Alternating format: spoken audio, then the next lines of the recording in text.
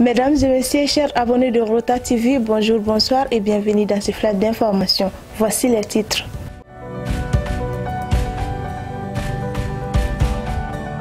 Mois de la solidarité, le président de la transition a rendu visite à la doyenne d'âge de Bamako.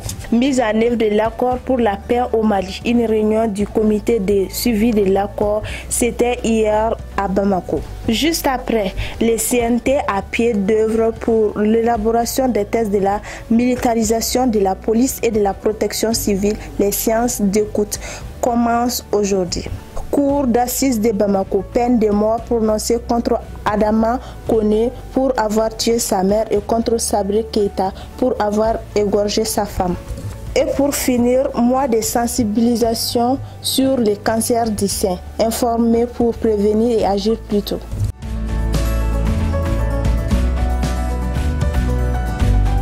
Mesdames et messieurs, bonjour, comme je le disais dans les titres.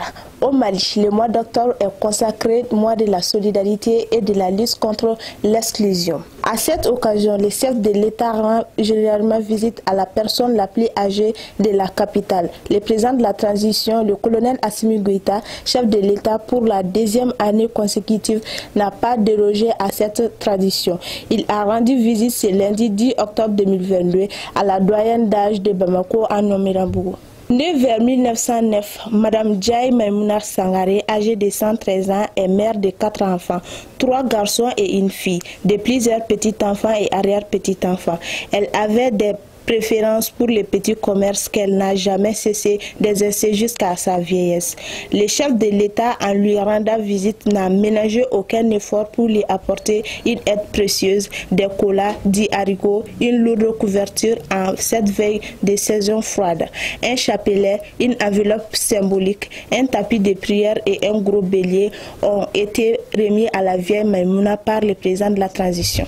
Le mardi 11 octobre 2022, qui s'ouvre une réunion du comité de suivi de l'accord au quartier de la MINUSMA. Mission multidimensionnelle intégrée des Nations Unies pour la stabilisation au Mali à Bamako. L'un des objectifs de cette rencontre dit CESA est de trouver les voies et moyens pour accélérer le processus de mise en œuvre de l'accord pour la paix et la réconciliation issu du processus d'Alger signé en 2015 à Bamako. Mais avant cette réunion du CESA, le chef de la file de la dimension a rencontré ce lundi 10 octobre 2022 à la primature le chef du gouvernement par intérim Abdoulaye Maïga. Nous avons évoqué des questions qui concernent le Mali, notamment la mise en œuvre de l'accord de Bamako pour la paix et la réconciliation issu du processus d'Alger. J'ai reçu un certain nombre d'informations et d'orientations du Premier ministre par intérim en présence des ministres Ouagué et Diop pour voir dans quelle mesure la réunion de demain, mardi 11 octobre 2022 du CESA, puisse être une nouvelle occasion pour que l'accord puisse être mis en œuvre de manière sincère, a souligné le diplomate algérien Boudjema Delmi. Dans le cadre de la recherche des voies et moyens pour barrer la route à l'insécurité grandissante qui prévaut toujours au nord et au centre de notre pays.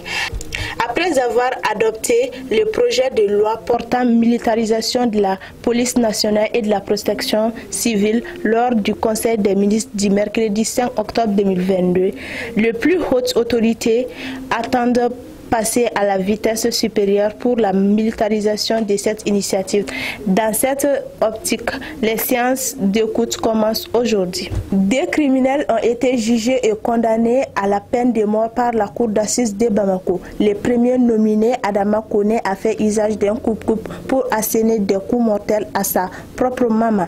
Le second inculpé, nommé Sabré Keita, a été jugé pour avoir égorgé et abandonné son épouse dans la bourse jusqu'à ce qu'elle-ci soit découverte en état de putréfaction. Les 2 malfrats ont reconnu leur crime devant les magistrats et ont été condamnés à la dimension de leur forfait.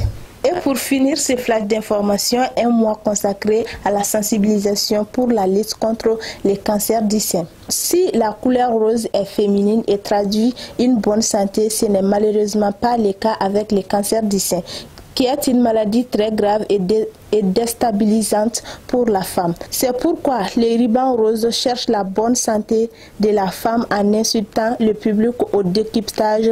C'est un fort symbole de combat. Le cancer du sein est l'un des cancers les plus fréquents chez la femme. Nous devons sensibiliser autour de nous par l'information et le dialogue.